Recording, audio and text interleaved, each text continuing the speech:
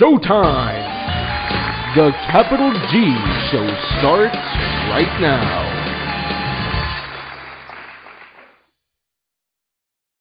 What's up YouTube, Capital G here, doing another episode of Hidden Gems, and today I picked a card that not only is ridiculously old, but one that has never really seen any competitive play in its life cycle. It is a card that I think that people are starting to catch on to, and in this format, it might just come into its own light. The card I'm talking about is Angel 07. It's a light fairy, level 7, 2500 attack, 1500 defense. It's from Light of Destruction, and its effect is when this card is tribute summoned, it gains the following effect. The effects of effect monsters cannot be activated. So when I first saw this card, I was just like, oh, well, I mean, okay, it's basically like skill drain. And then I just reread it, and I was like, hold on, it doesn't say effects on the field. This guy really doesn't give a fuck where effects try to activate, they just won't. Whether those effects be in the hand, in the graveyard, banished, wherever. So any decks that are really reliant on effect monsters are obviously just going to cringe when you summon this guy. I'm talking about decks like Elemental Dragons, Water, and Monarchs. Those are probably the three premier decks that you're going to want to use this card on. Let's talk about dragons first. Okay, so the entire Dragon Ruler deck basically dies if you happen to summon this guy, because you have to remember, summoning the E Dragons from your hand, that's an effect. So right off the bat, they can't summon those guys from the hand. They can't use the baby effects to get them. You can't activate them while in the graveyard, so you're not going to get anything there. Even when you try and tutor your dragons, like, you know, you use the 7 sword draw card, or, you know, you use gold sarcophagus to search a dragon, they won't trigger, so you won't get any bonuses.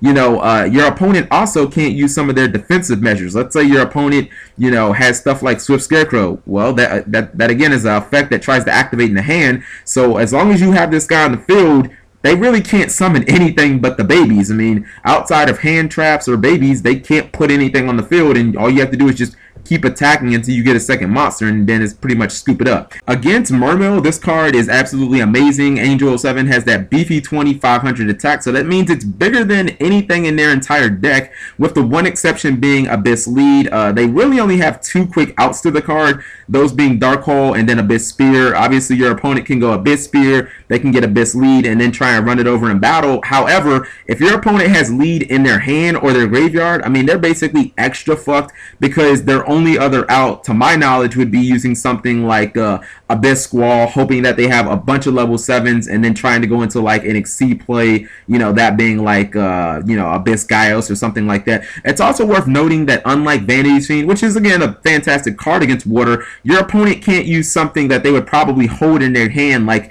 the Abyss Spike plus heavy infantry play, to get rid of, you know, your Vanitiys Fiend or something like an Ophion that's locking them down. You know, obviously neither one of those cards would trigger. So, you know, when you summon this against the Mermail deck, I mean, it's pretty much Dark Hole, Abyss Spear, or Bust. And as it's been said many times, a lot of decks are cutting Dark Hole from the main deck. So there's a good chance you summon this and your opponent doesn't even have Dark Hole in their deck. And lastly, using this card against Monarchs is just absolutely the nuts. It basically spells death. I mean, Angel 07 just absolutely wrecks this deck and stomps it into the ground. First off, it locks them out of Treeborn Frog, so pretty much any offensive play that they're going to want to do has just been flushed down the toilet.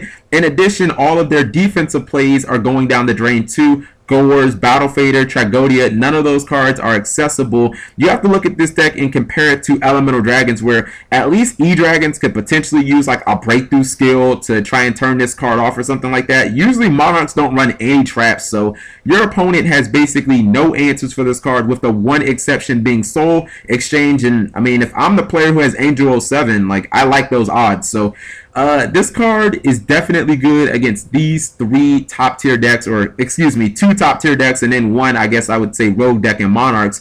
I think the decks that you're probably going to want to use this mostly in are Monarchs and Elemental Dragons. It's really good in the E-Dragon mirror match. It can be used against Elemental Dragons or against Monarchs if you're running each deck, vice versa. The biggest problem with this card is it came out in Light of Destruction, and it was a secret rare, and it's only been reprinted once to my knowledge.